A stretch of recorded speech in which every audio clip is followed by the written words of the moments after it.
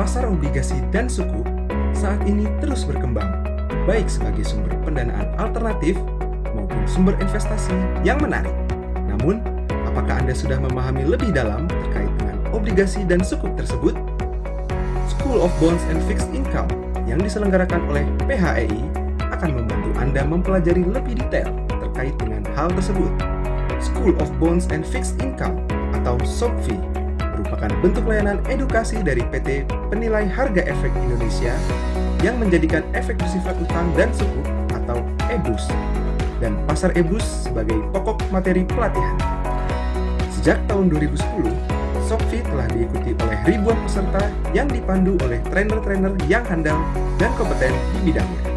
Kelas SOBFI diselenggarakan secara tatap muka maupun virtual. Peserta SOBFI datang dari berbagai latar belakang.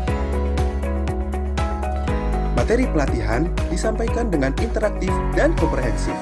Selain itu, peserta juga diberikan akses untuk melihat data-data terkini di pasar surat utang melalui sistem The New Bond Information and Pricing Service.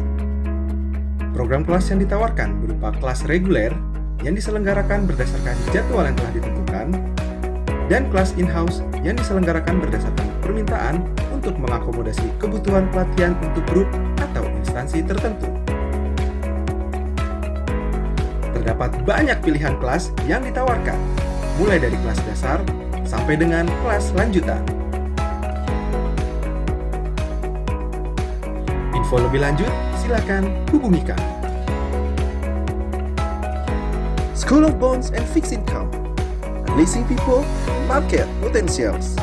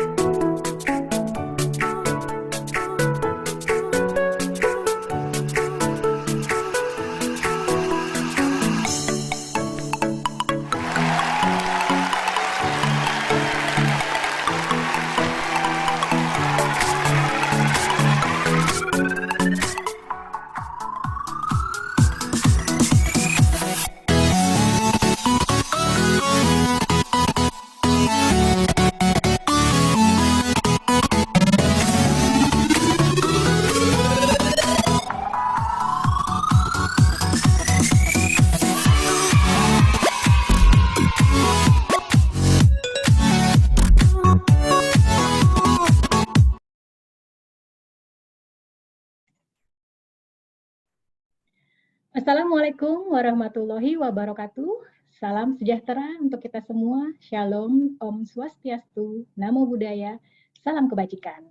Selamat siang Bapak, Ibu, dan rekan-rekan peserta webinar PHI. Apa kabar Anda hari ini? Semoga selalu dalam kondisi sehat ya. Sebelum kita memulai acara webinar pada hari ini, mohon izin terlebih dahulu akan saya bacakan ketentuan webinar agar webinar pada hari ini dapat berjalan dengan lancar.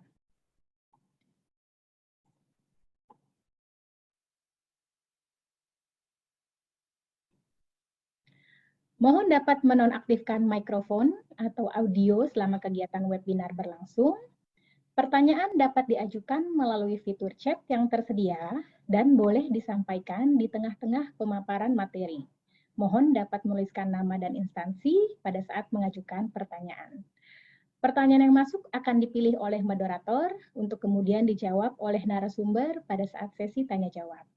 Sesi tanya-jawab akan dilakukan setelah pemaparan materi selesai. Senang sekali pada hari ini saya, Ibu, dan rekan-rekan peserta dalam acara webinar Market dan Rating Outlook Surat Utang semester kedua 2022. Sebelumnya, izinkan saya untuk menyapa para narasumber yang sudah bergabung bersama kita pada siang hari ini. Yang pertama, Mas Robi Rusandi, Kepala Departemen Riset dan Informasi Pasar PHEI. Selamat siang, Mas Robi. Ya, selamat siang, Mbak Rizka. Baik, sehat selalu, Mas Robi. Baik, terima kasih. Sama-sama, salam sehat selalu. Baik. Selanjutnya, Mas Kresna Dwinanta Arman, Senior Credit Rating Analis PT Pemeringkat Efek Indonesia. Selamat siang, Mas Kresna. Selamat siang, Mbak Rizka. Apa kabar? Baik. Alhamdulillah. Siang, Mbak Rizka. Ya, siang. Baik. Dan tentu saja kami juga ucapkan selamat datang kepada Bapak, Ibu, dan rekan-rekan peserta yang berkenan bergabung pada webinar siang hari ini. Sekedar informasi, webinar ini merupakan bagian dari layanan edukasi terkait pasar surat utang dan sukuk yang dilakukan oleh PHI kepada masyarakat. Selain melalui webinar ini, apabila rekan-rekan ingin memperdalam pengetahuan mengenai instrumen dan pasar efek bersifat utang dan sukuk, rekan-rekan juga dapat mengikuti pelatihan yang diselenggarakan oleh PHI melalui School of Bonds and Fixed Income atau biasa disebut dengan SOFI.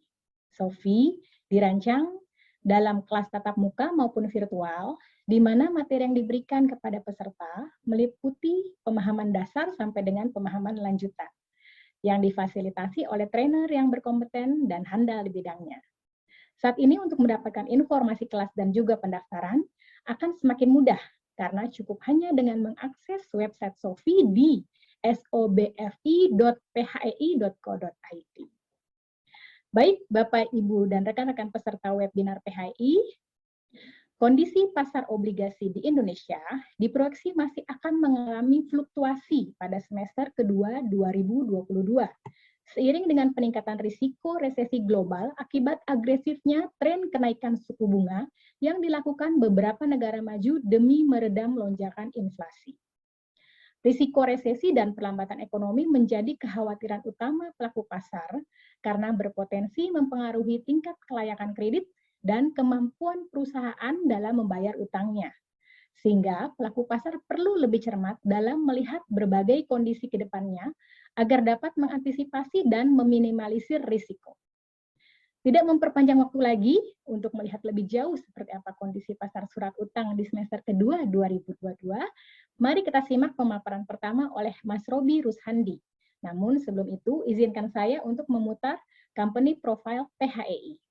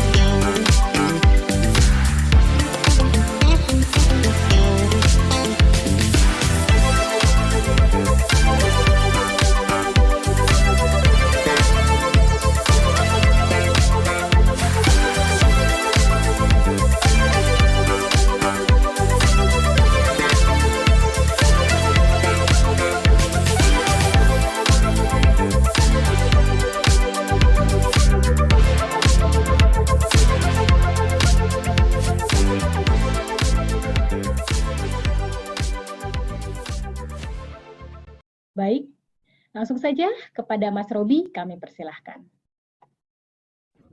Oke, baik, terima kasih Mbak Rizka.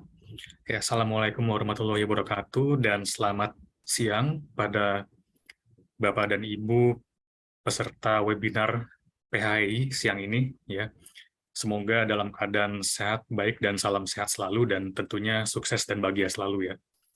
Oke, di sesi yang pertama ini saya akan coba sharing ya, mungkin saya coba sharing mengenai view saya mengenai outlook pasar surat utang untuk semester kedua di tahun 2022 ini ya. Namun saya akan coba lebih fokus kepada gambaran kondisi makro dan obligasi negara ya, dan sedikit menyinggung mengenai obligasi korporasi ya. Nanti mungkin untuk yang korporasi saya kira lebih dijelaskan oleh Pak Krisna ya dari Pevindo gitu. Oke, saya coba share materi saya.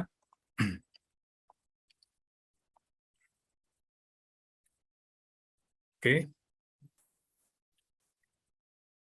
Baik, di sini saya coba ambil temanya itu bracing for volatility ya. Jadi memang nampaknya sejak pandemi ini pasar keuangan di Indonesia ya, terutama juga pasar obligasi itu dibiasakan gitu dengan peristiwa atau sesuatu kondisi market yang volatil gitu.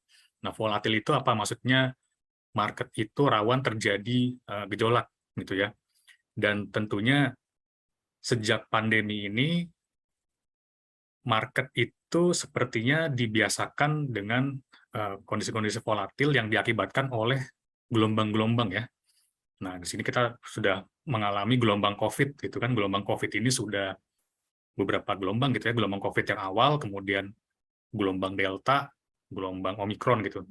Nah, sekarang juga ada lagi gelombang yang lain gitu, tapi dengan pattern yang kira-kira sama gitu ya, mulai di satu negara kemudian merembet ke negara lain, yaitu adalah gelombang inflasi ya.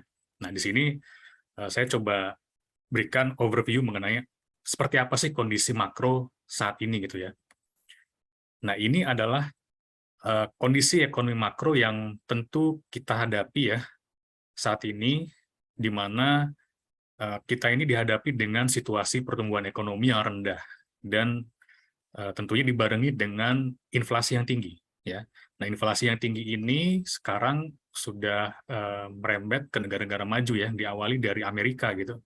Kalau dulu COVID itu dimulai dari China ke US.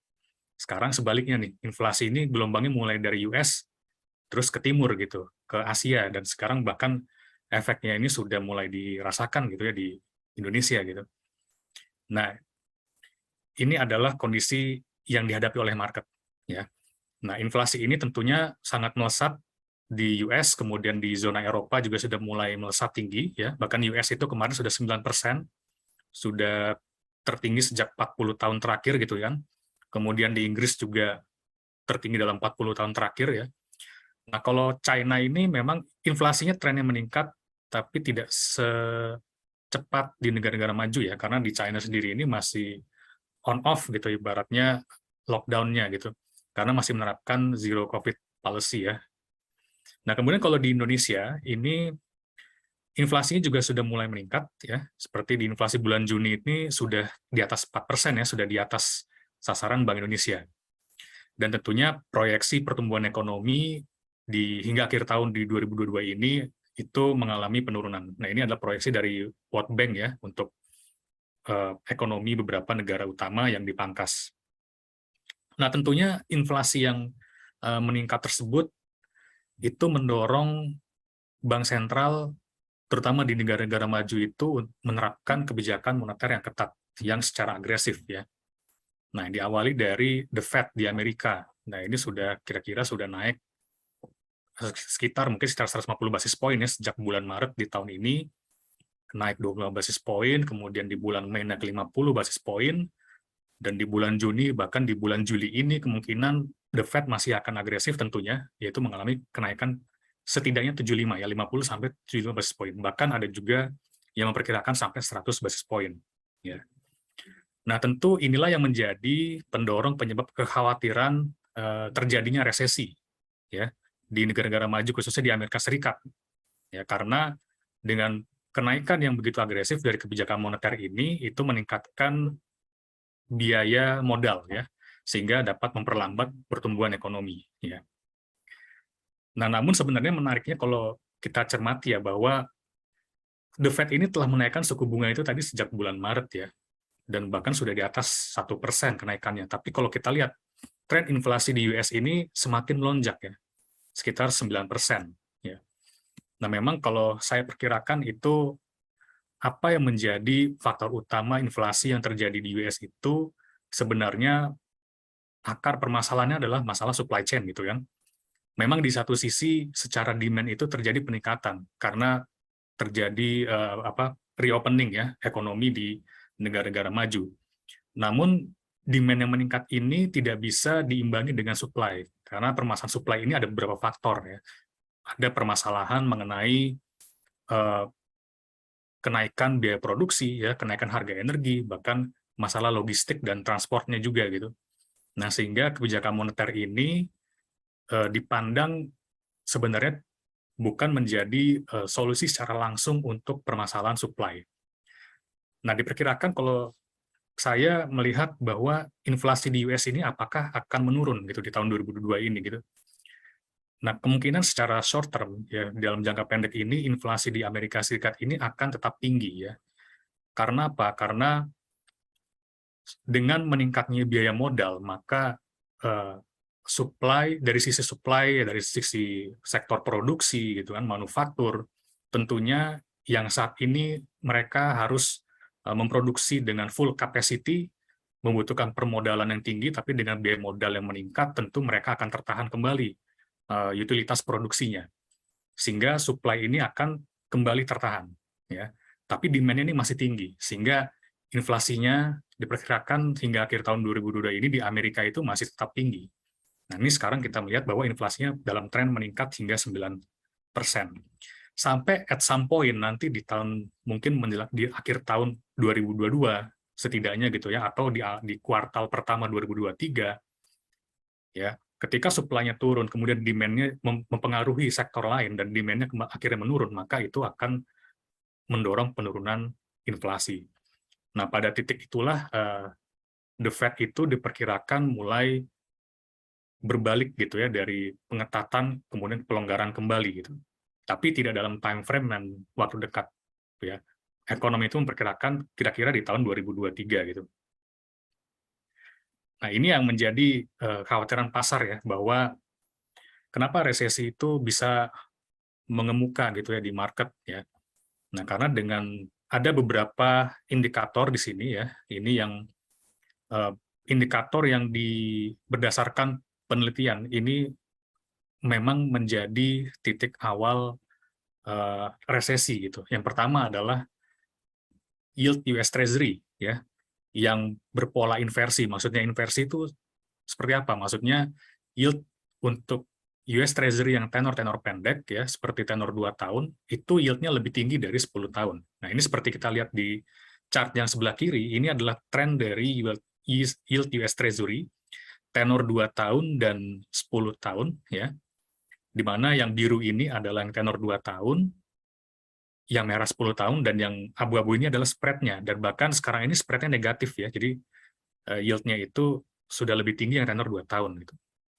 Kemudian indikator yang lainnya yang biasanya mendahului resesi itu adalah indikator consumer confidence. Ya. Ini di US ini, indikator consumer confidence-nya ini sudah mulai menurun ya. Bahkan ini cukup drastis ya penurunannya. Ya. Namun dengan kondisi ini sebenarnya beberapa ekonom atau mungkin banyak ekonom juga memperkirakan probabilitas terjadinya resesi itu dalam setahun ke depan 30-45%. Ya. Tentunya tidak hanya dari indikator ini ya.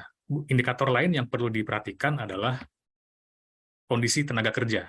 Nah, kalau lihat dari sini bahwa tenaga kerja ini masih ketat ya kondisinya, artinya tingkat unemployment rate-nya itu masih dalam kondisi yang terjaga ya, masih di bawah 3%, ini sudah jauh lebih rendah dibanding dengan sebelum pandemi ya. Kemudian juga jumlah lapangan pekerjaan di luar sektor pertanian ini juga masih dalam tren meningkat ya. Artinya di sini belum menunjukkan adanya resesi dari sisi ini gitu ya. Tapi tentunya memang dengan kondisi inflasi yang tinggi dan The Fed mengambil langkah melakukan pengetatan moneter secara agresif ini, tentu perekonomian di Amerika Serikat ini perlu melambat gitu ya. Mungkin kalau tidak resesi perlu melambat ya, bahkan ya harus melambat gitu. Kenapa? Kalau misalkan ekonominya tetap bertumbuh positif gitu ya, tidak terjadi perlambatan, artinya apa? Artinya inflasinya masih akan tinggi gitu. Kalau inflasi masih akan tinggi, maka bukan tidak mungkin The Fed masih akan menaikkan suku bunga acuan secara lebih agresif gitu. Nah, ini seperti yang terjadi di tahun 70 ke 80 ya, di mana The Fed itu menaikkan suku bunga acuan dengan sangat drastis ya, karena inflasinya sangat tinggi gitu. Tapi kondisi yang sekarang ini tidak se-ekstrim yang terjadi di tahun 70 di US gitu ya. Nah, sekarang bagaimana dampaknya dengan bond market? Nah, ya. Nah, ini adalah kondisi return dari pasar obligasi dan pasar saham ya, index return di pasar saham IHSG, dan di obligasi ini ada beberapa indeks yang bisa dijadikan indikator. Pertama ini adalah ICBI. ICBI adalah Indonesia Composite Bond Index ya, atau bisa dibilang juga sebagai IHSG-nya di pasar obligasi Indonesia gitu ya. Kemudian ada indeks return government bond, indeks return corporate, dan sukuk ya. Nah, ini yang di tahun 2022 ini adalah secara year to date per 15 Juli ya. Jadi year to date 15 Juli kita melihat di sini bahwa bond market sudah menghasilkan return yang negatif gitu. ICBI, government, dan sukuk. Ya, kalau corporate ini masih tinggi, bahkan lebih tinggi dari saham ya kan, pengaruh dari kupon ya, kupon yang lebih tinggi, relatif lebih tinggi dibanding dengan instrumen yang lain. Nah, di saham ini masih bisa menghasilkan return secara year to date ya, 1%, karena memang tidak bisa dipungkiri juga bahwa beberapa sektor itu tentunya terdampak positif ya dengan kondisi yang sekarang ini, dengan kondisi inflasi yang tinggi gitu. Ya, sehingga masih bisa menghasilkan tingkat return. Nah, ini tentunya berkebalikan dengan kondisi di 2020 dan 2021, di mana secara return itu berbanding terbalik ya antara bond market dan stock market. Kita lihat di sini kalau bond marketnya di tahun 2020 ya, ini secara full year itu bisa menghasilkan return 14%, tapi stock marketnya negatif return gitu. Kemudian sebaliknya di tahun 2021 bond marketnya turun ya, stock marketnya naik gitu. Ya, tentunya bond market ini di tahun 2020 ini mengalami kenaikan return karena adanya pengaruh dari stimulus moneter ya. Dan di tahun 2021 mulai adanya confidence ya, sehingga pelaku pasar itu mulai risk taker gitu. Nah, sekarang ini kompak nih antara bond market dan stock market itu cenderung mengalami bearish gitu. Nah, lalu bagaimana di semester kedua ini ya? Ya, tentunya di sini kami melihat bahwa volatilitas ini masih menjadi hal yang mewarnai pasar ya di tahun 2022, karena tren suku bunga acuan The Fed itu masih akan meningkat ya, dan juga tren inflasi dan juga inflasi domestik yang masih cenderung meningkat gitu ya. Nah, ini adalah secara yield. Ini adalah tren yield dari obligasi negara ya, tenor 2 tahun, 5 tahun, dan 10 tahun ya. Di sini kita melihat tren yield-nya ini tentunya meningkat ya, mulai berbalik dari tahun 2020 yang menurun, kemudian di 2021 ini mulai terjadi peningkatan dan stabilisasi, dan akhirnya di 2022 ini meningkat. Ya. Nah, tren yield yang meningkat ini menandakan bahwa secara valuasi ini obligasi negara ini mengalami penurunan ya, artinya lebih murah gitu, terdiskon ya. Nah, di sini tentunya kenapa bisa terjadi seperti ini, karena risiko market yang meningkat ya, jadi investor itu meminta imbal hasil yang lebih tinggi ya. Tapi di sisi lain sebenarnya dengan kondisi ini bisa menjadi capital gain opportunity gitu ya untuk new entrants, karena harga-harga bond market itu valuasinya sudah menurun gitu, atau artinya sudah terdiskon gitu. Nah, ini adalah persepsi risiko dan indikator risiko di market ya. Kita bisa melihat tren CDS, Credit Default Swap, dan Sun tenor 10 tahun. Ya, di sini terlihat bahwa CDS ini umumnya menjadi leading indikator gitu ya. Jadi yield soon itu mengikuti tren CDS. Jadi CDS-nya naik diikuti pasar obligasi yang yield-nya naik gitu ya. CDS-nya turun dulu, baru yield-nya turun gitu. Nah, ini adalah volatility index, fixed index. Kita melihat di sini trennya secara overall ini mulai meningkat ya garisnya gitu kan. Secara volatil tapi dengan arah meningkat gitu ya fixed index-nya. Nah, ini tentunya juga hal yang menarik dicermati di pasar obligasi negara ya, bahwa kepemilikan investor domestik ini menjadi penopang pasar ya. Nah, kenapa? Karena foreign investor ini trennya sedang mengalami net sell ya sejak pandemi ya. Bahkan porsinya ini sudah sekitar 15% ya. Kalau sebelum pandemi itu porsinya masih di atas 30% ya. Nah, namun di sisi positifnya tentu terjadi peningkatan kepemilikan oleh investor institusi dalam negeri ya. Terutama bank. Bank ini melakukan akumulasi SBN dengan sangat agresif ya sejak pandemi. Kemudian juga lembaga keuangan non-bank seperti asuransi dan dana pensiun ini mengalami tren meningkat ya, dan juga investor retail ya, seiring dengan pemerintah yang memacu penerbitan obligasi retail ya. Nah, lalu di semester 2 ini seperti apa? Semester 2 kami perkirakan investor asing ini trennya masih akan net selling ya. Jadi investor domestik ini masih akan meningkat ya. Di sisi lain bank juga, untuk bank ya, diperkirakan net buy dari bank ini tidak akan seagresif di tahun-tahun sebelumnya ya, karena mulai terjadi pengetatan likuiditas gitu. Jadi hal yang menopang di sini adalah tentunya adalah LKNB dan retail ya. Kayak bank juga masih memiliki peran yang cukup signifikan tentunya itu ya. Nah, ini adalah implikasi dari tren kenaikan suku bunga The Fed ya, di mana tren yield US Treasury ini dalam kondisi meningkat ya. Nah, ini kalau misalkan kita bandingkan dengan yield soon 10 tahun ya, maka terjadi penyempitan spread ya. Nah, tentunya tadi sama dengan kondisi yield di pasar obligasi negara yang sudah terdiskon gitu ya. US Treasury juga nawarin diskon gitu ibaratnya ya. Jadi dengan harga yang terdiskon ini ya, valuasi yang menurun, tentu ini meningkatkan keatraktifan ya US Treasury ya. Nah, kalau dilihat di sini spread-nya ini menyempit ya. Semakin naik yield dari US Treasury ini akan mendorong semakin menyempit ya spread yield antara US Treasury dengan SBN. Ya, sehingga artinya apa? Artinya daya tarik dari USD ini akan semakin tinggi ya, sehingga mendorong asing itu net sell dan melakukan pengalihan ke US Treasury ya. Dan dampaknya secara makro tentunya adalah menurunkan porsi asing ya.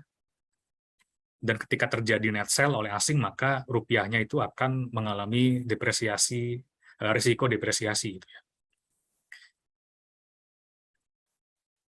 Nah, kemudian bagaimana dengan Bank Indonesia? Apakah Bank Indonesia ini akan melakukan pengetatan kebijakan moneter ya? Nah, di sini hal yang akan dilihat oleh Bank Indonesia adalah tentunya inflasi ya. Yang pertama adalah inflasi, kemudian yang kedua adalah nilai tukar rupiah ya. Nah, sekarang dari sisi inflasi ini kita melihat bahwa inflasi Indonesia ini dalam tren meningkat ya. Di bulan Juni kemarin sudah di atas 4%, sudah di atas sasaran BI ya. Dan proyeksi BI sendiri itu inflasi di akhir tahun itu akan kisarannya di bahkan sampai 4,6%. Ya. Nah, tentu implikasinya ini apa? Dengan inflasi yang meningkat, maka real yield ya, real yield ini yield obligasi negara setelah dikurangi dengan inflasi maka semakin rendah ya. Itu yang pertama. Yang kedua adalah tentunya spread antara SBN dengan yield US Treasury ini dalam kondisi yang menyempit gitu. Jadi kalau dibuat skenario andaikan Bank Indonesia ini memaintain ya suku bunga acuan 3,5% ya, maka resiko kenaikan yield itu tentu akan tetap ada ya. Karena tren suku bunga acuan di US itu yang sudah pasti meningkat ya, dan tentu berpotensi meningkatkan yield US Treasury gitu. Nah, kalau saya rasa di sini dari sisi inflasi, mungkin Bank Indonesia tidak terlalu tinggi pressure-nya ya. Nah, walaupun Bank Indonesia sendiri sudah aware ya dengan kondisi ini dan sudah mulai melakukan pengetatan dari instrumen yang lain ya, seperti giro wajib minimum gitu. Tapi saya rasa bahwa pressure Bank Indonesia itu akan lebih kepada nilai tukar rupiah terhadap US dollar ya.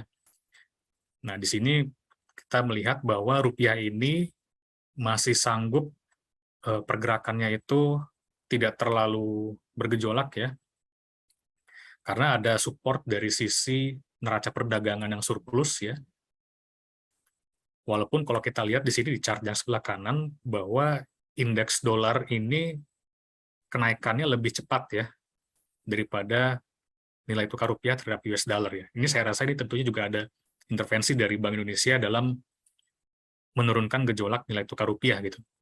Ya, tentunya dari sisi neraca portofolio ya, neraca pembayaran ya, bahwa dengan semakin meningkatnya yield dari US Treasury ini akan menekan nilai tukar rupiah terhadap US dollar gitu, karena berpotensi memicu net sell asing ya dari SBN. Nah, kemudian tadi kalau kita lihat di awal bahwa potensi perlambatan ekonomi global itu cukup tinggi ya, karena adanya inflasi yang tinggi dan kebijakan moneter yang ketat ya. Nah, tentu at some point nanti ketika memang ekonomi US ya dan China juga sekarang sudah tren melambat ya, kemudian Eurozone yang bank sentralnya sudah mulai menaikkan suku bunga, tentu ini adalah negara-negara mitra dagang RI yang cukup besar ya, sehingga perlambatan dari ekonomi negara-negara ini ya at some point nanti akan berdampak kepada trade balance ya, neraca perdagangan, sehingga akan berpotensi menekan rupiah. Jadi pressure Bank Indonesia ini saya perkirakan akan lebih kepada pergerakan nilai tukar rupiah terhadap US dollar ya. Kalau inflasi ini memang masih ada beberapa hal ya, intervensi dari pemerintah ya, dari sisi fiskal ya, terutama terkait dengan subsidi bahan bakar ya. Ini juga yang mendorong kenaikan inflasi di Indonesia ini lebih lambat gitu daripada negara-negara lain ya. Tapi dari sisi rupiah ini mungkin yang agak beratnya ya bagi Bank Indonesia gitu. Oke, itu tadi mungkin lebih kepada faktor risiko ya. Sekarang katalis marketnya seperti apa sih di pasar SBN ini gitu ya. Nah, yang pertama ini adalah skema burden sharing ya. Burden sharing masih akan dilakukan ya antara pemerintah dan Bank Indonesia hingga akhir tahun 2022 ya. Jadi komitmen Bank Indonesia ini masih melakukan burden sharing dengan melakukan pembelian SBN ya di pasar primer itu hingga 224 triliun. Ya, tentu ini diharapkan dapat menahan pelemahan pasar obligasi ya dengan adanya aksi beli dari Bank Indonesia. Kemudian yang kedua adalah penurunan defisit fiskal ya. Nah, di sini di tahun 2022 tentu pemerintah sebenarnya masih mendapatkan relaksasi defisit APBN ya, sampai tahun 2023 itu sudah harus kembali ke 3%. Nah, mulai 2022 ini pemerintah sudah mulai benar-benar menekan defisit ya di APBN-nya gitu. Dan bahkan APBN ini mengalami surplus ya di beberapa bulan ke belakang ya, karena tentunya akibat pengaruh dari peningkatan harga komoditas global gitu. Nah, dengan penurunan defisit ini tentu akan berpengaruh penurunan supply ya, penurunan supply di pasar SBN, artinya pemerintah akan menerbitkan lebih sedikit obligasi negara ya di tahun ini dibandingkan tahun-tahun sebelumnya. Tentu supply yang menurun ini berpotensi akan menahan laju kenaikan yield ya. Nah, ini merupakan salah satu market katalis hingga akhir tahun 2022 ini. Nah, kemudian berikutnya yang menjadi katalis juga tentunya sovereign rating yang masih terjaga ya di tengah dengan risiko global ya.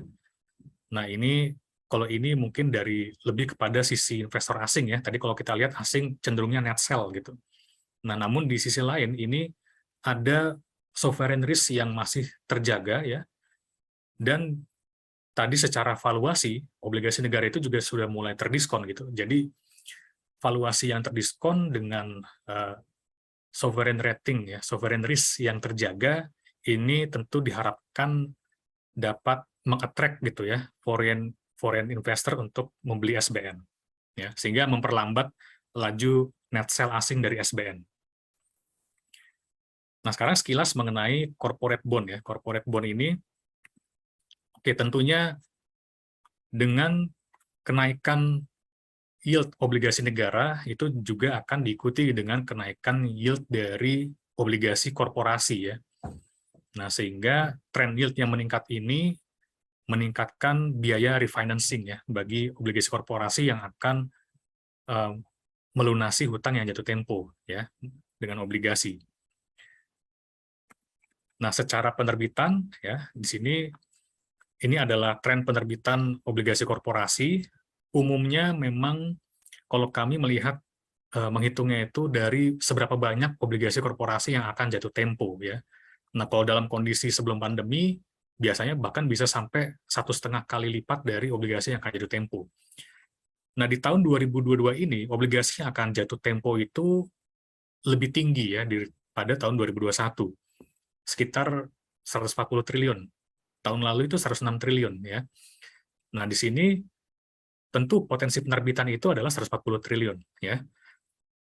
Nah, namun kalau kita lihat di sini secara di semester pertama ya. Semester pertama di 2022 itu penerbitannya sudah sedikit lebih tinggi ya dari yang jatuh tempo, sudah 80 triliun ya hingga bulan Juli ini gitu.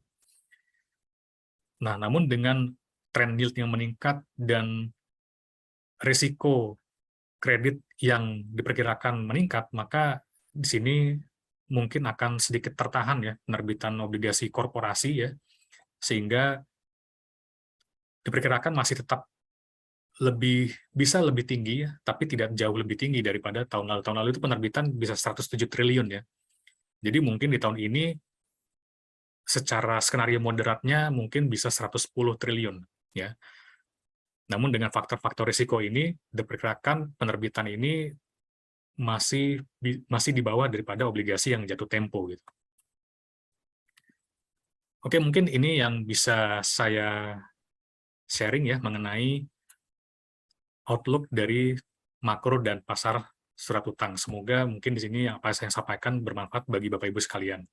Baik, terima kasih. Saya kembalikan ke Mbak Rizka ya. Baik. Terima kasih Mas Robi atas paparannya yang sangat komprehensif ya terkait dengan kondisi pasar surat utang. Kami ingatkan kembali bagi Bapak Ibu yang ingin bertanya, silakan dapat diajukan melalui chat. Nanti pada saat sesi tanya jawab, kami akan membacakan pertanyaan dari Bapak Ibu. Selanjutnya akan kita simak pemaparan kedua oleh Mas Kresna Dwinanta Arman mengenai rating outlook di semester kedua 2022. Sebelum itu, mohon izin akan kami putarkan company profile PT Pemeringkat Efek Indonesia.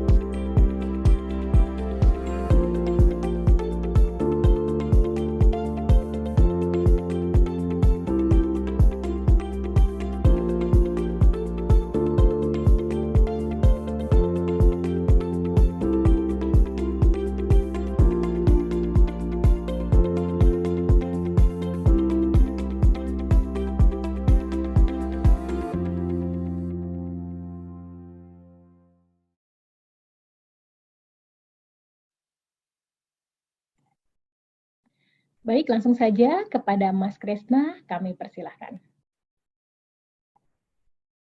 Assalamualaikum warahmatullahi wabarakatuh. Selamat siang Bapak-Bapak dan Ibu-Ibu rekan-rekan semua. Saya Kresna Dinta Arman akan membawakan outlook dari obligasi di semester kedua dilihat dari sisi sudut pandang pemeringkatan. Mungkin untuk presentasinya bisa dimulai pada slide selanjutnya. Nah, ini sebelum membicarakan mengenai outlook untuk semester 2 ya, afdolnya kita melihat dulu nih pencapaian di semester pertama yang kita bagi menjadi 2 kuartal ya, atau 2 triwulan. Itu yang bagian atas adalah untuk yang nasional dan bagian bawah itu untuk Pevindo, mungkin sebagai perbandingan saja. Itu untuk nasional memang secara bisa diekspektasikan atau bisa diperkirakan ya bahwa multifinance dan perbankan itu akan menjadi salah satu motor penggerak dari penerbitan obligasi di pasar domestik.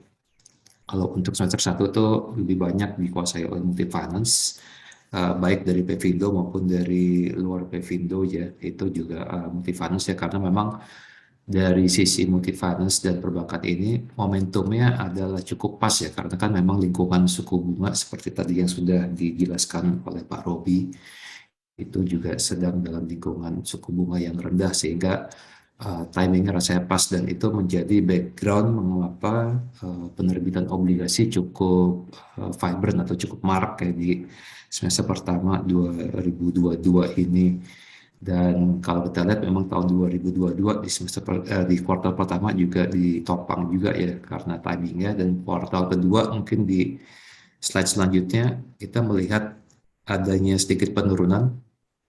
Itu tadi semester pertama itu 40,4 triliun ya, sementara di kuartal kedua atau di triwulan kedua itu menjadi 32,4 triliun. Itu memang disebabkan salah satunya karena adanya Idul Fitri ya, adanya libur yang cukup panjang, sehingga juga sedikit mempengaruhi dari penerbitan ini. Dan juga kalau kita lihat dari segi sektornya pun mungkin slide sebelumnya,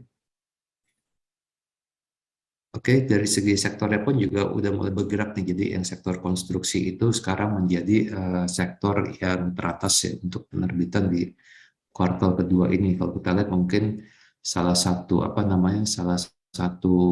upaya ya untuk mendorong pembangunan infrastruktur ini adalah dengan penerbitan obligasi. Dan juga kalau kita tahu ada juga beberapa maturity atau jatuh tempo ya yang harus di refinance. Dan tadi untuk yang slide selanjutnya itu mengenai totalnya dari penerbitan ya, jadi itu ada Pevindo dan juga ada di luar Pevindo. Kita bisa melihat kalau dari year on year-nya dari tahun 2021 dibandingkan tahun 2022-nya itu kita melihat ada ya peningkatan secara umum ya di kuartal 1 dan kuartal 2-nya ini. Meskipun kalau untuk trendnya sendiri di kuartal kedua ini justru yang non Pevindo itu mengalami sedikit penurunan ya. Dan kebetulan di Pevindo di kuartal kedua tahun 2022 ini masih cukup lumayan, karena kalau kita lihat tadi porsi BUMN-nya itu juga sudah cukup banyak kalau di Pevindo dibandingkan dengan non BUMN di kuartal kedua ini. Sedangkan kalau dari pipeline-nya ini, mungkin pipeline-nya ini bisa menggambarkan ya situasi dari penerbitan obligasi di semester kedua ini. Jadi di slide selanjutnya mungkin bisa di proceed ya. Jadi ini mandat Pevindo ya untuk tahun 2022 yang kita catat di bulan Juni dan belum listing ya. Jadi ini juga masih akan yang sudah terima mandat ya, tapi masih on proses sehingga belum listing. Dan ini menggambarkan kira-kira biasanya sih dari semuanya ini belum tentu semuanya terrealisasi, dan juga kemungkinan masih ada yang baru-baru juga. Tapi kira-kira kalau gambaran ke semester 2-nya itu umumnya sih gambarannya tidak jauh-jauh ya. Jadi kalau kita lihat itu ada perusahaan induk, ada perbankan, dan juga ada industri pembiayaan yang menguasai 3 besar ya, yang paling atasnya itu. Kalau perbankan mungkin kita tahu bahwa mereka itu memang dalam situasi ekspansi dan juga masih menuju ya, sebenarnya sekarang ini suku bunga masih ditahan, dan kalau antisipasinya nanti kalau sudah disesuaikan ya dengan situasi makro yang tadi seperti Pak Robi katakan, ya ini timingnya memang sekarang ini memang yang cukup pas ya. Dan juga kalau kita tahu ada 2 bank himbara, BNI dan BRI, yang menerbitkan green bond dalam jumlah yang cukup besar, terutama Bank BRI ya, dengan 15 triliun ya di green bond. Kalau untuk perusahaan induk, kita ada beberapa perusahaan holding, khususnya holding BUMN ya, yang memang juga akan berencana mengeluarkan obligasi. Sementara industri pembiayaan dan industri kertas ini juga akan ada rencana juga untuk mengeluarkan obligasi juga. Kalau untuk industri pembiayaan terkait dengan rencana utang jatuh tempo, refinancing, dan juga semakin yang sekarang ini car sales maupun motorcycle sales, penjualan mobil dan motor juga sudah mulai hidup ya. Ada beberapa perusahaan yang sudah melakukan booking secara intensif, dan buat mereka diperlukan adanya alternatif dana ya selain dari perbankan, dan itu menjadi rencana mereka untuk menerbitkan surat utang atau obligasi. Slide berikutnya mungkin. Nah ini kalau kita lihat dari breakdown dari surat utangnya itu, jadi yang PUB baru itu ada sekitar 20 atau 19,6 triliun, sementara sukuk itu 16,8, dan obligasi biasa itu 10,4 triliun ya. Nah itu kalau kita lihat di rencana issuance ya di semester kedua tahun 2022, itu untuk yang BUMN ada 33,9 triliun dibandingkan dengan non-BUMN yang 30,7 triliun.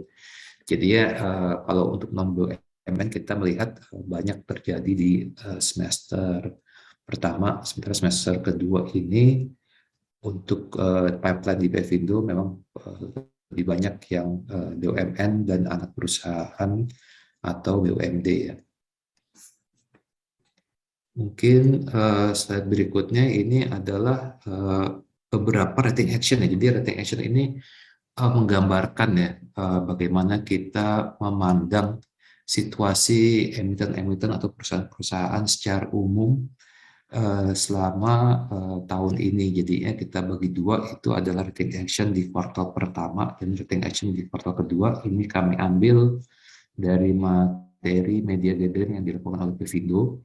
Jadi kalau kita lihat mungkin ada secara umum ya, secara umum itu terjadi perbaikan baik dari rating maupun juga dari outlook-nya. Mungkin dari rating dan outlook akan kita bahas nanti agak belakang, tapi ini kalau untuk keseluruhan ada tren perbaikan, karena yang pertama adalah banyak kita lakukan beberapa outlook ya, beberapa outlook action ya, jadinya yang stabil menjadi negatif itu pada saat terjadi ya pandemi, pada awal-awal pandemi itu banyak kita lakukan di beberapa industri seperti industri turisme, industri properti dan hotel. Dan kalau untuk di FI itu tidak banyak, tapi kita melakukan monitor yang cukup intensif. Kebetulan di bagian financial itu terdapat likuiditas yang masih cukup karena beberapa perbankan yang besar itu menahan ekspansi, dan yang kedua itu adalah dukungan dari induknya ya, yang kami lihat masih cukup kuat ya untuk mengantisipasi adanya efek pandemi yang berlebih pada saat itu. Nah, kalau untuk yang di saat ini kita melakukan beberapa perbaikan dari sisi rating karena kita lihat memang situasinya sudah lebih baik, dan untuk yang beberapa BUMN sudah dilakukan usaha konsolidasi utang, deleveraging juga ada itu menjadi menjadi situasinya lebih bagus ya, secara rating lebih bagus, secara outlook juga lebih bagus. Dan untuk beberapa company kita juga melakukan rating upgrade, itu terkait dengan track record dari dukungan induknya ya, yang memang sudah bertahun-tahun teruji dan juga pada saat pandemi juga sudah menunjukkan ya bahwa mereka itu bisa melewati situasi dengan baik. Untuk Bank Jabar Banten itu juga kita lihat selain mereka memiliki resistensi ataupun ketahanan selama pandemi, bahkan mereka itu juga cukup bisa tumbuh ya selama pandemi, sehingga dari kami memang secara organik situasinya ada situasi lebih baik juga untuk Bank Jabar ini ya. Mungkin untuk slide berikutnya yang untuk outlook kuartal kedua nih. Nah, ini ada beberapa ya. Jadi ini melanjutkan lagi. Ini kalau dilihat dari slide yang sebelumnya dan slide yang kedua ini, itu yang tadinya negatif itu sudah di-revise atau sudah direvisi menjadi stable ya. Kalau kita lihat tadi yang misalnya yang Waskita Karya tadi triple B negatif, di slide sebelumnya, di slide ini sudah menjadi triple B stable, itu akibat adanya konsolidasi utang. Dan juga beberapa dari BUMN infra sudah kita lihat either sudah terjadi konsolidasi utang sehingga dari sisi keuangan juga sudah improve. Yang kedua juga terdapat upaya-upaya deleveraging yang harusnya ke depan itu menjadikan posisi keuangannya lebih baik. Sedangkan kalau di sisi FI sendiri, itu ada dua yang kami upgrade ya, itu ada Mandiri Tunas Finance dan Busan Auto Finance. Ini terkait dengan dukungan induk. Jadi ya memang kalau untuk ditanyakan mengenai outlook dari pemeringkatan obligasi ya, itu rasanya di semester kedua ini lebih banyak kita akan maintain ya. Jadi kalau semester 1 itu mungkin kalau kita lihat banyak terjadi rating perkembangan yang positif secara rating. Kalau semester 2 ini ekspektasinya adalah maintain ya. Dan mungkin kalau ada beberapa lagi ya, kalau kita biasanya melihat view dari dukungan induk itu juga cukup vital ya bagi kredit profile perusahaan-perusahaan yang kami peringkat. Ini mungkin bagaimana kita come up dengan peringkatnya itu bisa di-refer ke metodologi pemeringkatan. Jadi ke slide selanjutnya.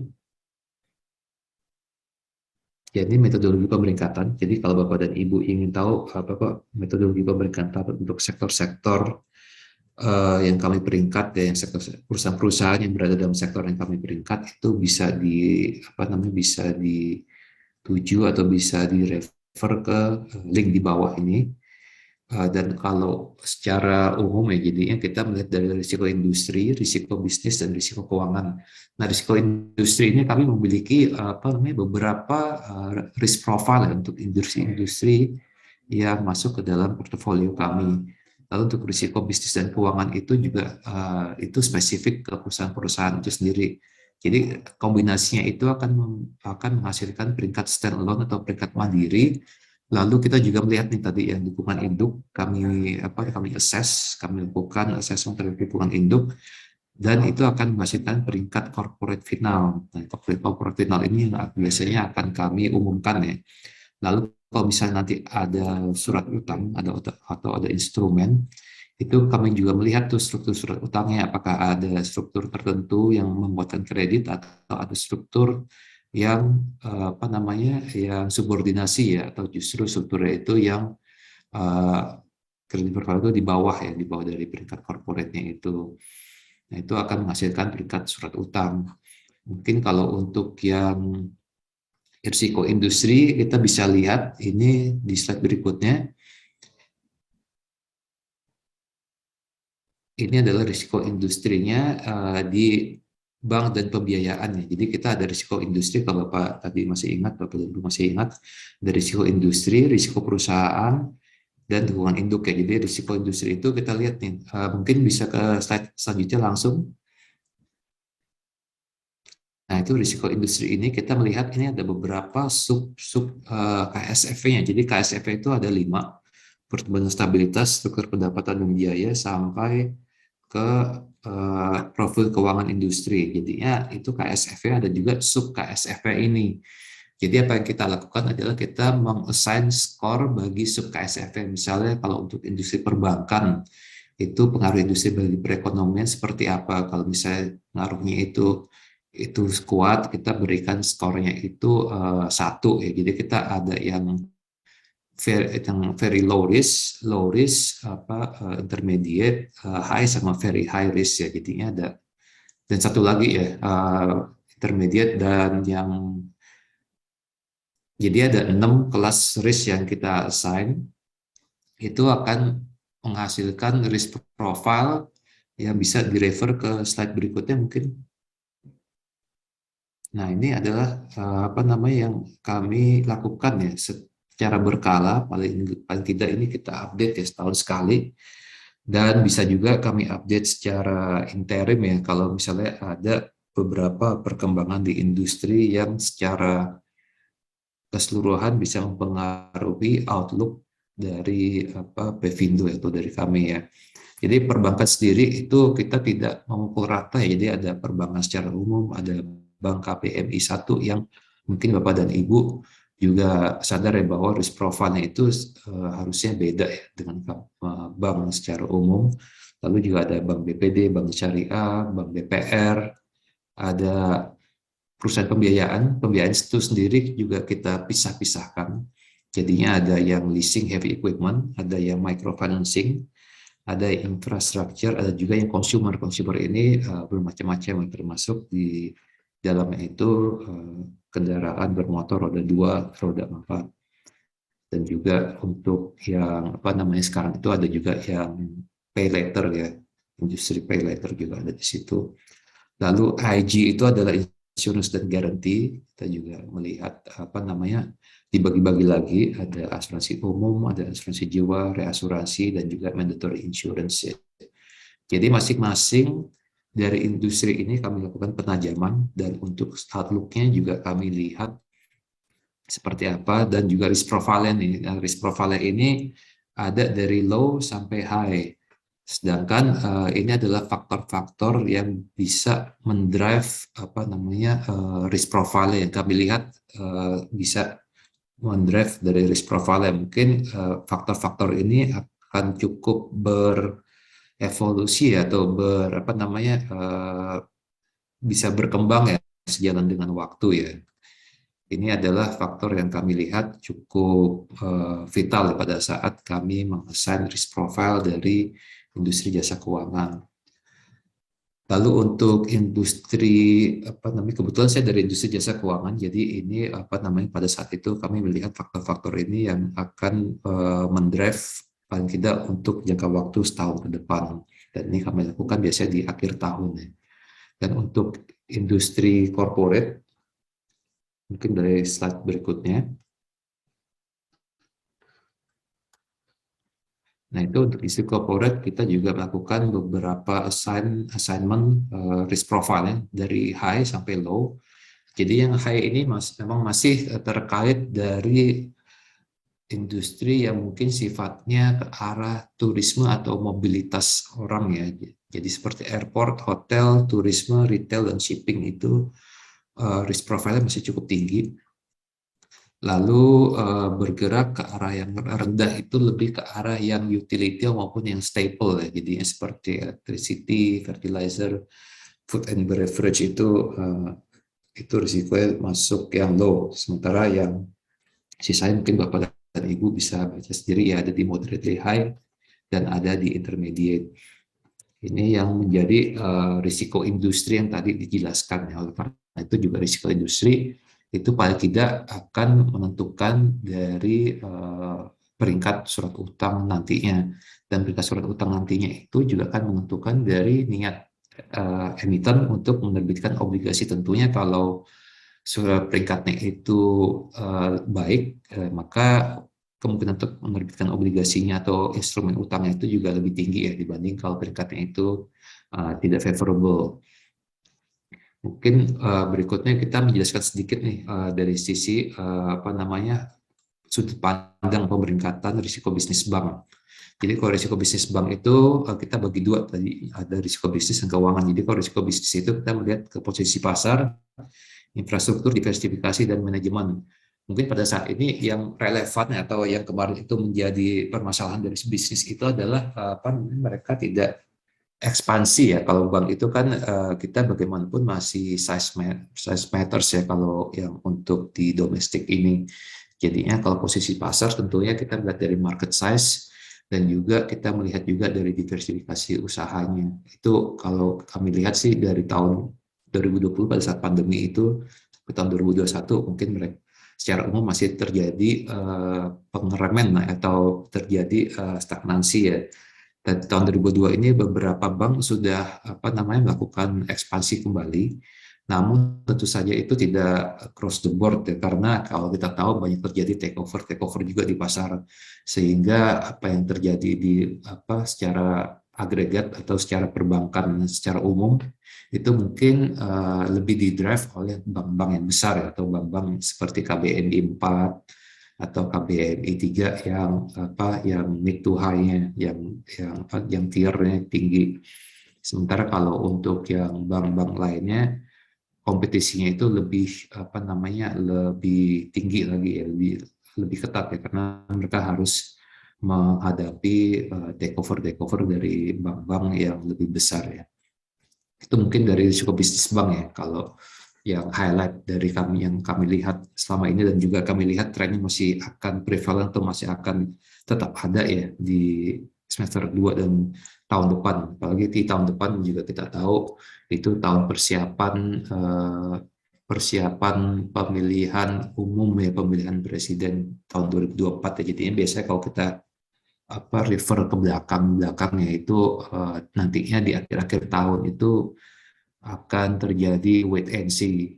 Dan juga tahun 2023 itu dari perbankan juga ada berakhirnya masa relaksasi ya, kalau nanti tidak diperpanjang. Jadinya kita tahu bahwa terakhir itu Maret tahun 2023 itu adalah akhir dari masa relaksasi perbankan ya, untuk yang pengklasifikasian kolektabilitasnya itu. Kita masih menunggu nih apakah nantinya akan diperpanjang atau dibentuk skema baru ya untuk untuk relaksasi ini.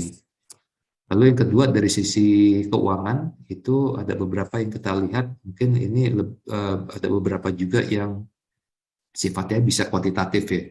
Slide selanjutnya itu ini permodalan, kualitas aset, profitabilitas, likuiditas, dan fleksibilitas keuangan. Ini permodalan ini mengapa dari Pevindo sendiri, mungkin dari rating agency secara umum itu juga melihat perbankan di Indonesia itu cukup baik, itu karena permodalan ini, karena itu kalau dilihat memang sangat tinggi ya dibandingkan dengan negara-negara lain. Jadi kalau Bapak dan Ibu sempat membandingkan CAR atau rasio kecukupan modalnya ya dengan negara lain, itu umumnya di Indonesia itu tinggi ya. Kalau secara industri itu di atas 20%, tapi kalau dibedah lagi ke masing-masing bank itu banyak sekali yang di atas 15%.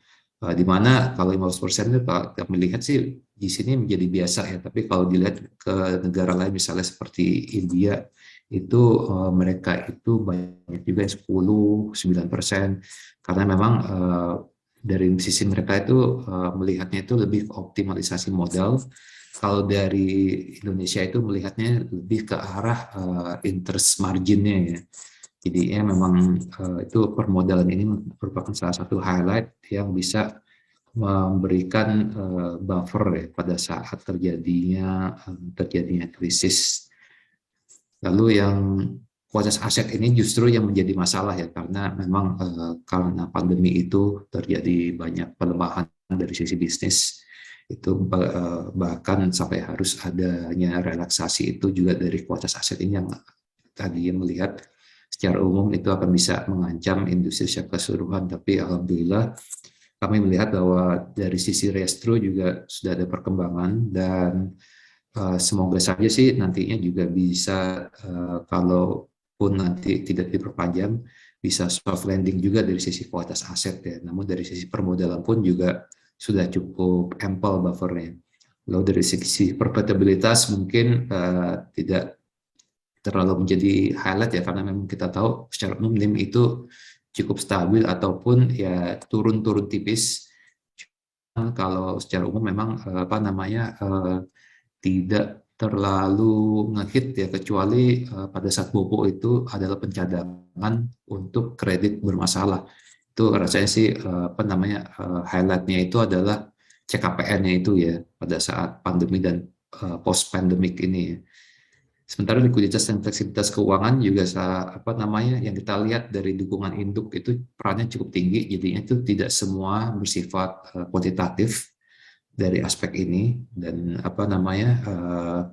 banyak bank yang di KBMI 3 dan 4 itu dari sisi fleksibilitas keuangan terbantu juga oleh induknya. Mungkin singkat saja untuk slide selanjutnya yang dari Finco, dari perusahaan bisnis pembiayaan, dari profil bisnisnya ini cukup mirip ya dengan bank kita. Kalau bank itu ada dari market share ya, kalau di pembiayaan juga market share driven juga, kita melihat seberapa besar penetrasi pasarnya itu ya dari perusahaan.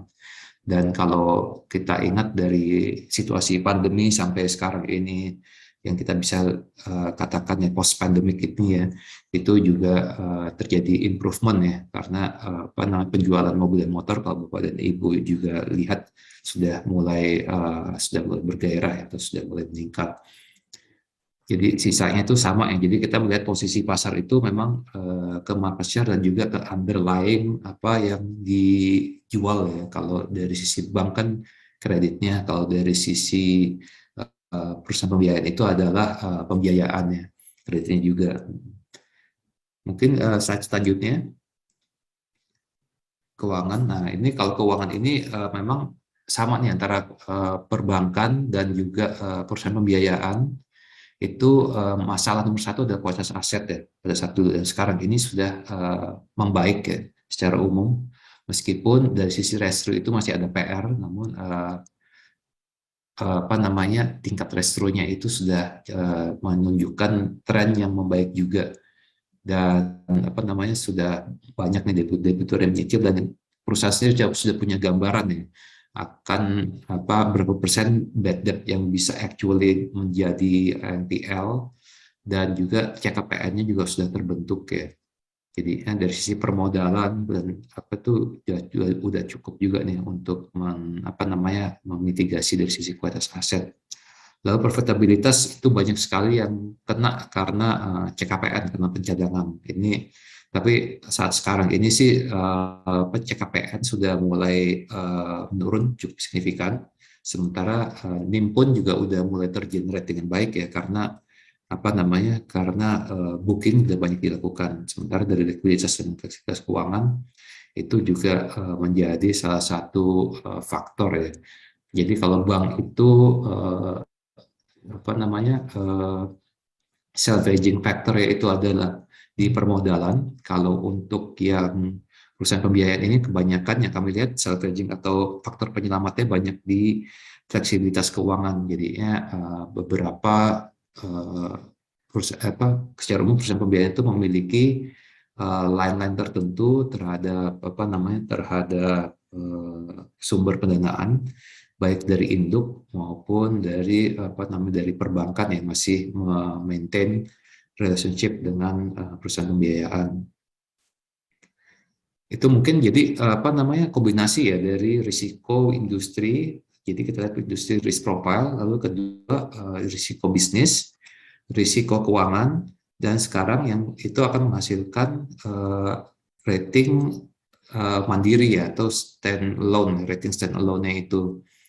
Nah, rating stand alone-nya itu secara umum pada saat tahun 2022 ini banyak yang di-maintain, dan ada juga yang memang mengalami peningkatan ya, karena dari sisi booking maupun dari sisi kredit sudah ada perbaikan, namun kebanyakan sih kita maintain kalau untuk yang bisnis. Nah, ini berikutnya adalah analisis dukungan induk. Ini mungkin slide berkenaan, ini mungkin bahan di FI ya, itu upgrade yang kami lakukan itu banyak berkenaan dengan analisis dukungan induk ini ya, karena kita melihat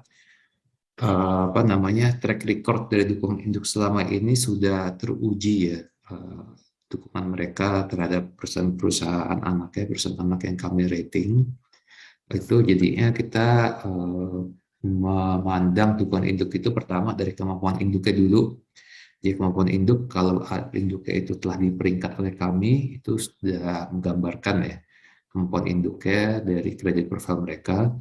Lalu kalau belum diperingkat juga kita melihat kekuatan keuangan induknya ini dari laporan keuangan yang mereka berikan ya.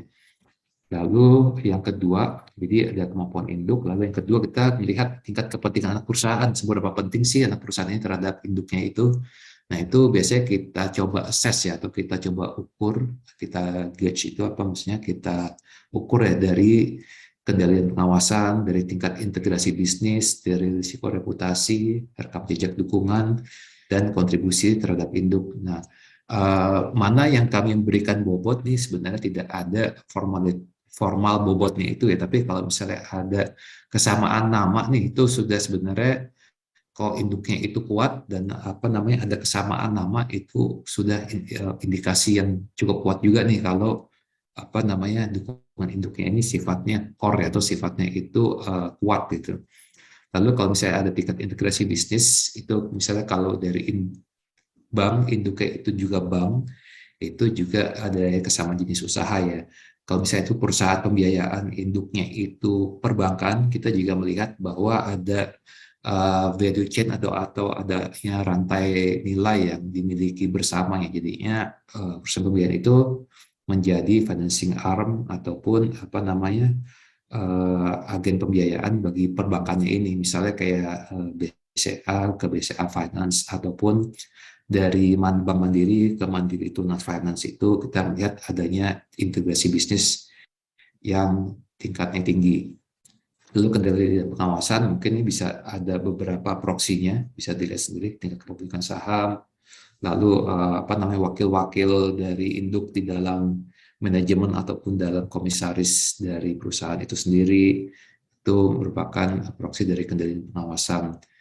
Lalu ada juga rekam jejak dukungan, dan yang terakhir itu kontribusi terhadap induk. Nah, dari semuanya ini mungkin kontribusi terhadap induk ini sifatnya lebih relatif ya, karena tidak harus juga kontribusinya itu tinggi, karena kalau kita lihat, kalau misalnya perusahaannya kita itu adalah perusahaan anak kayak dari perusahaan Jepang misalnya ya, itu kalau kita konsol itu sebenarnya kontribusinya itu masih cukup rendah, karena kalau kita tahu perusahaan yang multinasional mungkin memiliki presence di banyak negara ya, dan negara Indonesia mungkin tidak memberikan kontribusi yang secara angka nominal persentase itu tinggi, tapi mereka itu tetap menjaga presence di Indonesia karena faktor demografinya ataupun dari faktor return on investment yang tinggi, itu memang jadinya cukup relatif ya kalau kontribusi terhadap induk ini. Itu akan menghasilkan tadi yang dikatakan rating final ya, rating final. Jadi ya kalau tadi dilihat beberapa rating action yang terjadi itu adalah rating final ya.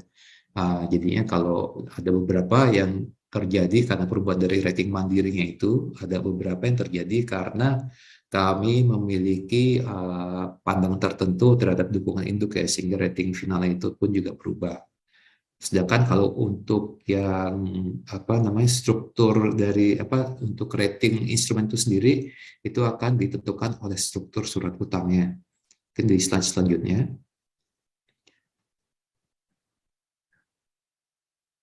Ya, ini peringkatnya itu kalau misalnya struktur surat utang itu plain vanilla, jadinya itu akan sama dengan peringkat corporate-nya atau peringkat finalnya.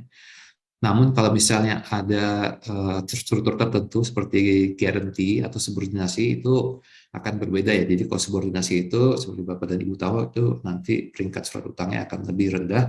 Dan kalau ada full guarantee itu yang sifatnya irrevocable dan unconditional itu akan disamakan dengan rating guarantor itu. Dan ini juga ada jenis pendukung kredit yang dapat meningkatkan kualitas kredit atau meningkatkan ini ratingnya ya. Jadi ada penjaminan, SDLC, cash collateral, dan juga usaha untuk mempertahankan cadangan pelunasan surat utang ya.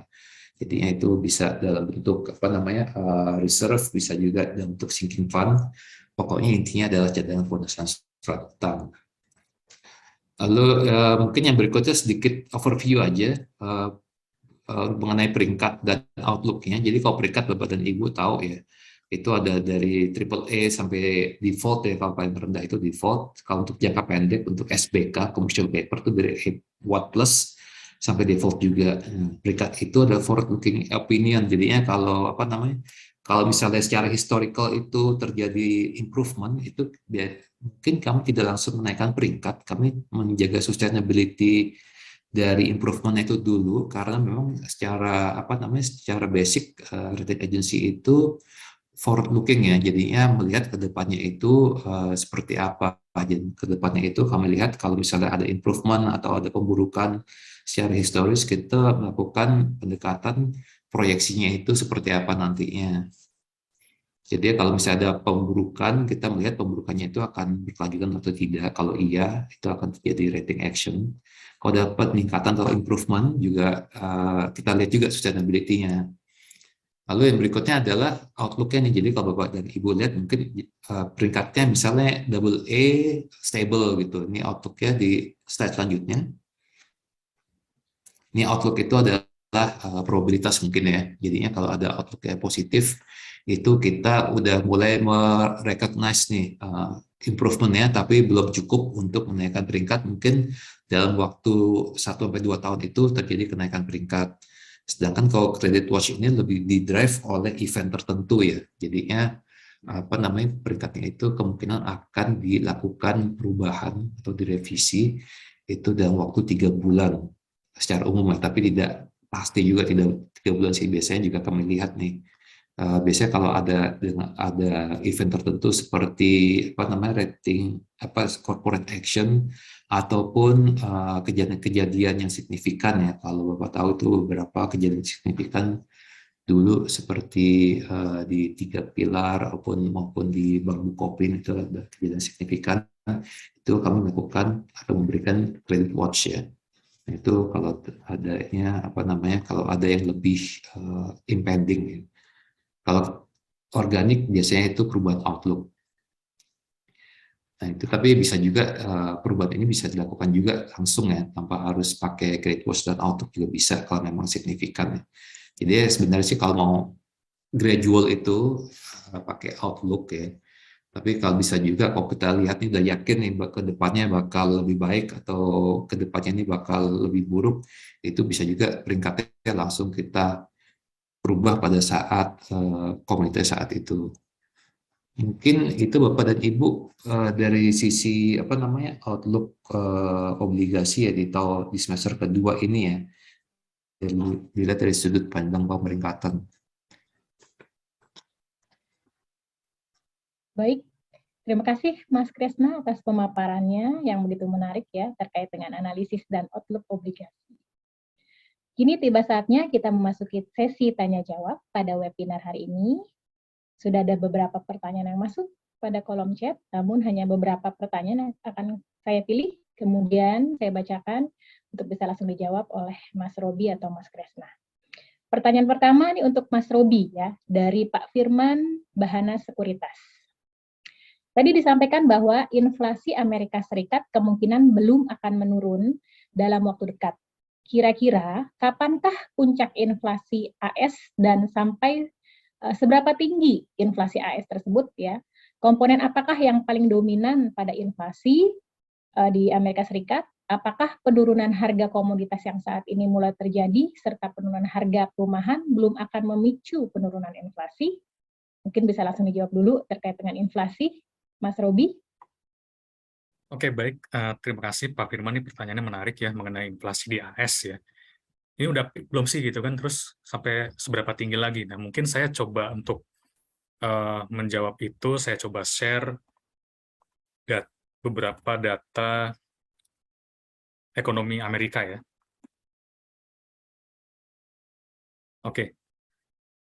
Inflasi kita lihat itu memang pengaruhnya itu dari sisi demand maupun supply ya. Nah, sekarang ini dari sisi demand ya.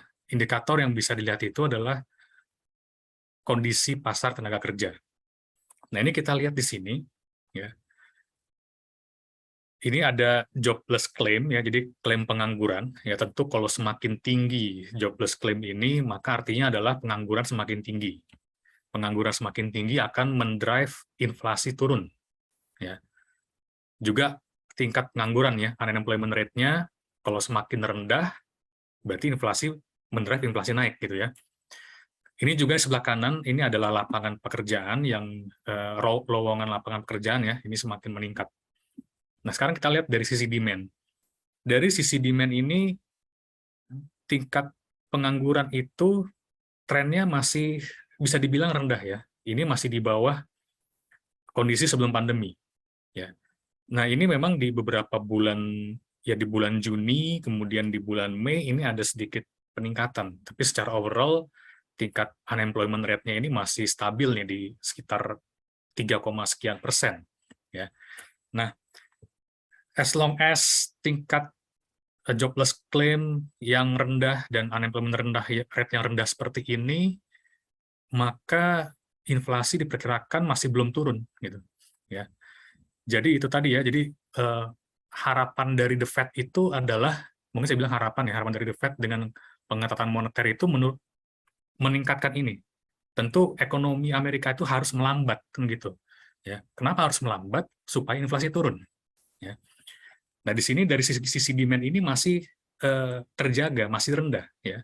Jadi masih ada potensi demand akan barang dan jasa. Kalau ada potensi demand barang dan jasa, maka ada potensi demand harga komoditas dan energi. Ya.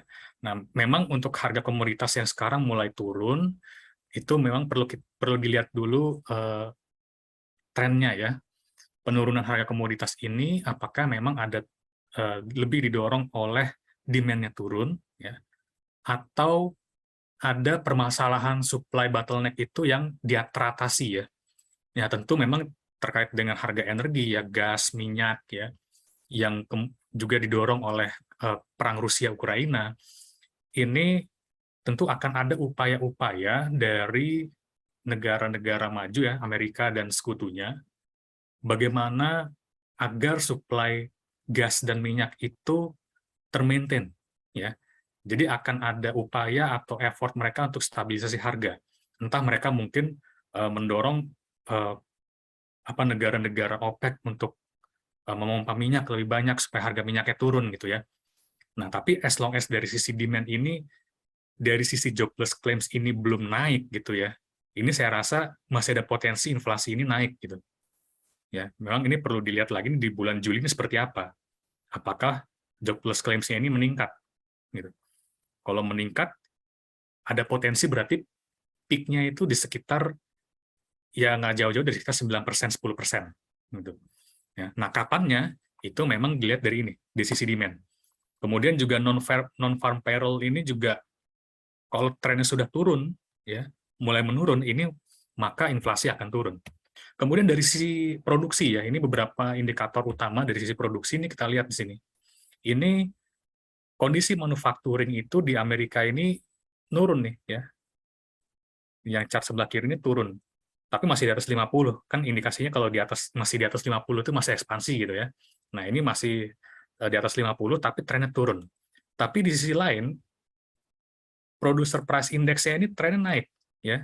Artinya ini sektor manufaktur, sektor industri dalam memproduksi barang tersebut mengeluarkan modal kerja yang lebih besar ya, karena harga bahan baku yang naik. Nah, ini tentu berpotensi ada efek pass-through ya, pass-through effect ke konsumen dengan harga menaik ini.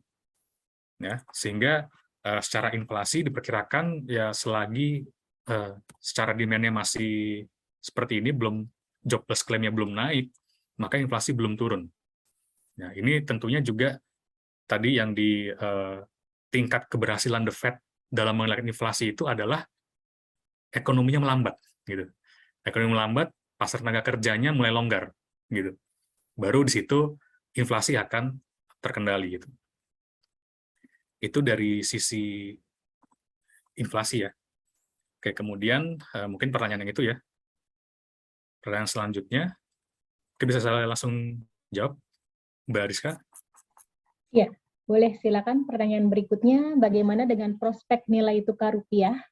Sampai level berapa potensi pelemahan nilai tukar rupiah? Mengingat dalam beberapa hari terakhir, rupiah mencapai level 15 ribuan ya, US dollar, rupiah kembali menguat di level tersebut.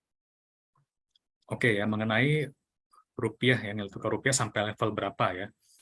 Nah, ini memang juga ini hal yang menarik juga. Rupiah kalau kita mencermati di beberapa minggu kemarin itu ketika market bergejolak, rupiah itu masih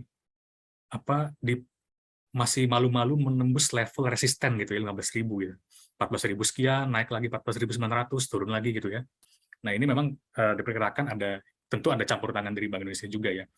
Dan kalau view saya itu adalah rupiah diperkirakan itu tidak akan dijaga oleh Bank Indonesia itu supaya tidak jauh-jauh dari 15.000.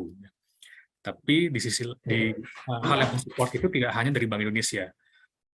Yang paling utama juga dari neraca perdagangan ya. Neraca perdagangan Indonesia masih dalam tren surplus tadi ya, akibat dari tren surplus, akibat dari harga komoditas yang masih tinggi ya, itu tentu berdampak bagi neraca perdagangan ya, surplus itu juga akan mensupport rupiah tidak melemah terlalu jauh ya. Kedepannya tentu itu perlu dilihat bagaimana tadi dampak dari perlambatan ekonomi di negara-negara mitra dagang ya.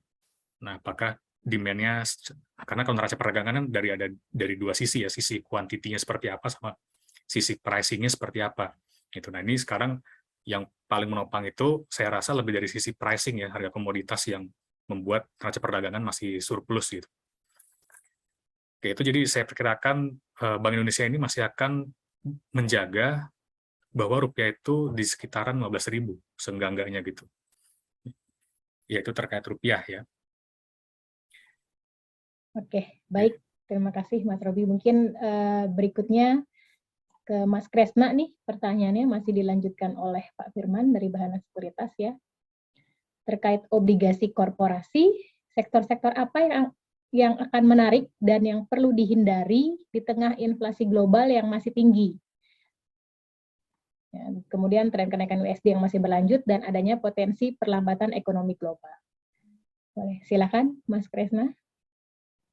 Oke, mungkin kalau dari segi sektor Pak ya, itu terrefleksikan dari risk profile kami Pak. Jadi memang sektor-sektor yang tadi itu Pak ya, kalau untuk ke sektor itu di tourism, di airport, di airline, lalu kalau di FI itu juga ada sektor di fintech ya, tapi itu tidak tidak terkait kuat dengan inflasi global sih Pak ya. Jadi memang kalau dari kami itu pendekatannya risiko itu tercerminkan oleh rating yang kami berikan Pak. Jadi ya sektornya itu kami lihat dan juga kami akan akan translate juga ya ke rating yang kami berikan Pak ya. Kebetulan pada saat ini ya rating yang cukup tinggi itu ada di sektor perbankan dan juga sektor-sektor perusahaan pembiayaan yang memiliki induk yang kuat Pak. Jadi ya kalau sekarang ini ada inflasi global Pak ya, itu mungkin efeknya akan lebih ke arah harga harga pasar ya dari obligasinya dibandingkan dengan kemampuan untuk pembayaran kembali surat utangnya itu Pak. Kita kan kalau di rating agency lebih discoupling dengan harga pasar Pak ya. Kita lebih lihat ke kemampuan dan kemauan ya atau willingness dari penerbitnya itu untuk melunasi utangnya itu Pak. Jadi sih mungkin itu sih Pak kalau apa namanya kalau dari sudut pandangnya perusahaan apa rating agency Pak ya atau perusahaan pemeringkatan. Baik, terima kasih Mas Kresna. Mungkin bisa dijawab berikutnya, Mas Kresna, dari Ibu Irlinda dari Dapen Pupuk Kaltim Kaltim Group. Biasanya di rentan waktu berapa lama untuk update penilaian rating di emiten penerbit? Apakah per tahun, semester, atau bagaimana? Oke Bu, jadi Bu Linda kalau untuk yang apa namanya update penilaian rating ini Bu, update rating ini kita lakukan tuh berlapis Bu ya. Kalau dari kami itu yang wajib secara regulasi itu per tahun Bu, tapi wajib secara SOP internal itu adalah kalau yang berkala itu per kuartal, jadi menyesuaikan dengan laporan keuangan dari penerbitnya itu. Dan juga kalau ada event tertentu Bu, kalau ada event tertentu kita juga diwajibkan untuk melakukan special review Bu ya, itu terkait dengan fakta material. Jadi kalau misalnya ada kejadian apa yang bisa mempengaruhi bisnis perusahaan atau keuangan perusahaan, itu sebelum kuartalan pun kami sudah harus apa namanya assess ya secara apa namanya pengaruh itu ke rating seperti apa. Itu kita ada komite internalnya. Tapi kalau regulasi sih setahun sekali Bu ya, kalau dia itu menerbitkan obligasi. Mungkin itu Bu. Semoga Baik. bisa menjawab. Ya, baik, terima kasih Mas Kresna. Mungkin pertanyaan terakhir ya untuk Mas Robi ini dari Pak Bangkit Zuas dari Bank Jawa Tengah. Bagaimana potensi atas krisis ekonomi di US yang dimungkinkan merambat sampai dengan beberapa negara? Bisa langsung dijawab, Mas Robi. Iya, baik. Terima kasih Mbak Rizka dan Pak Bangkit Zuas ya. Potensi krisis yang merembet ke beberapa negara ya. Tentu sekarang ekonomi US itu di kuartal pertama kemarin tumbuhnya negatif ya, kalau tidak salah itu sudah terkontraksi, dan kemudian di Q2 ini masih menanti bagaimana kondisinya ya. Namun tentunya indikator perlambatan ekonomi di Amerika itu kemungkinan tidak jauh-jauh dari indikator tenaga kerja ya. Biasanya diawali dengan indikator tenaga kerja. Seperti yang tadi coba saya tunjukkan, highlight dari kondisi pasar tenaga kerja, itu secara bisa dibilang masih lumayan ketat ya, pasar tenaga kerja di AS ya. Nah itu dengan kondisi itu, kemungkinan untuk jangka pendek ini belum terjadi resesi gitu ya di US ya. Nah, namun tentunya ya, kalau misalkan perlambatan ekonomi itu tidak terjadi, nanti dari sisi The Fed tentu akan mengambil langkah-langkah berikutnya ya.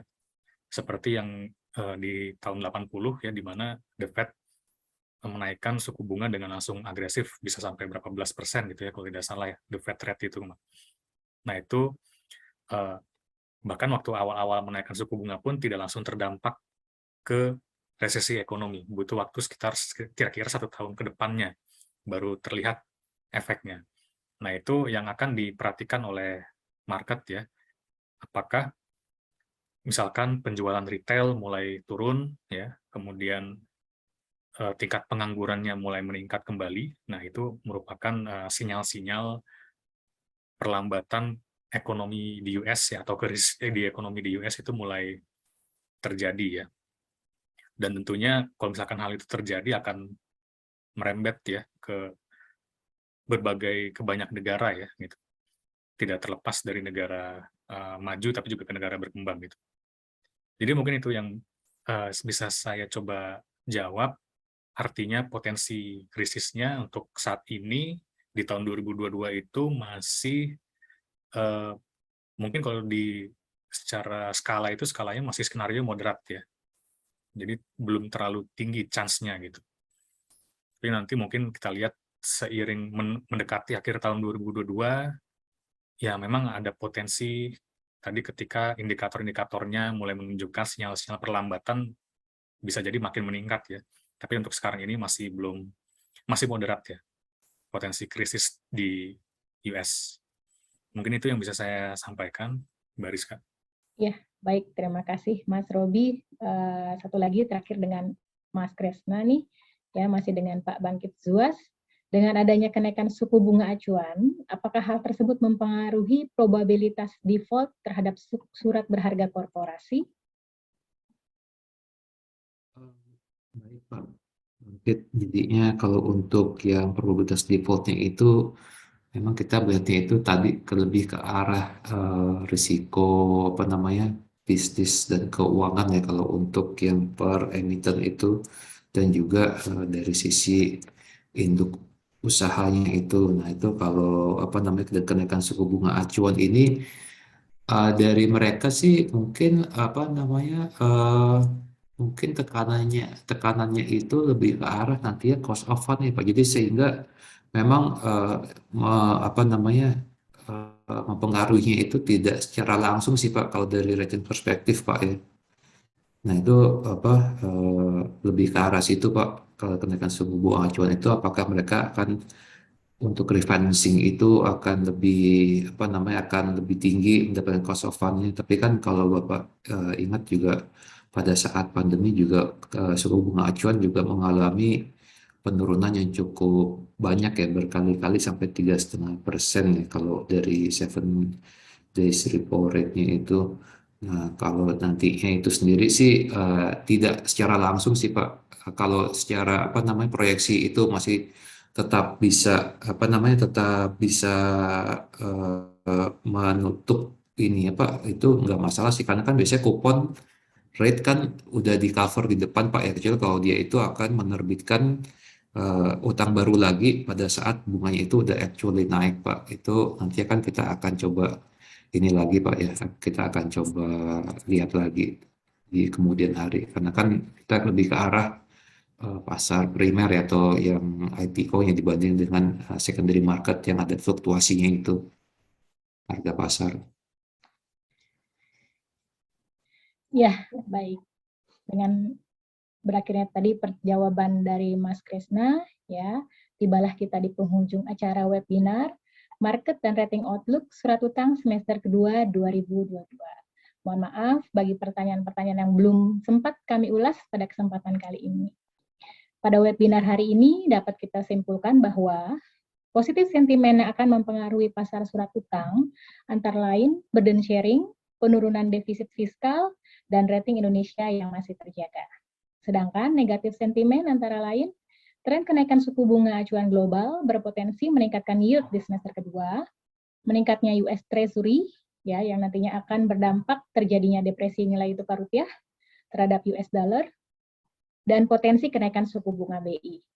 Sedangkan untuk outlook pemeringkatan obligasi di semester kedua masih diperkirakan mengalami perkembangan positif ya, salah satunya karena adanya maintain yang baik dilakukan oleh emiten dan juga adanya dukungan dari induk perusahaan.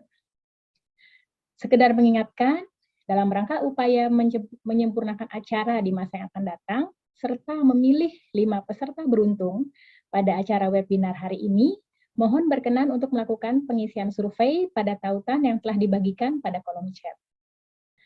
Tak ada gading yang tak retak, kami atas nama penyelenggara memohon maaf yang sebesar-besarnya apabila selama acara webinar hari ini masih terdapat hal-hal yang kurang berkenan. Terima kasih Mas Robi dan Mas Kresna atas kesediaan waktunya untuk memaparkan materi yang sangat menarik pada webinar kali ini. Terima kasih juga kepada PT Pemeringkat Efek Indonesia atas dukungan dan kerjasama pada webinar hari ini. Semoga sinergi ini terus dapat terjalin. Tak lupa juga kami ucapkan terima kasih kepada seluruh peserta atas partisipasi dan antusiasmenya selama mengikuti kegiatan webinar. Semoga webinar ini mendatangkan manfaat bagi kita semua. Akhir kata, saya Rizka Novalita mewakili panitia yang bertugas pada hari ini, mohon undur diri. Sehat dan sukses selalu, dan selamat melanjutkan aktivitas kembali. Kita berjumpa lagi pada webinar PHI berikutnya. Wassalamualaikum warahmatullahi wabarakatuh. Selamat siang.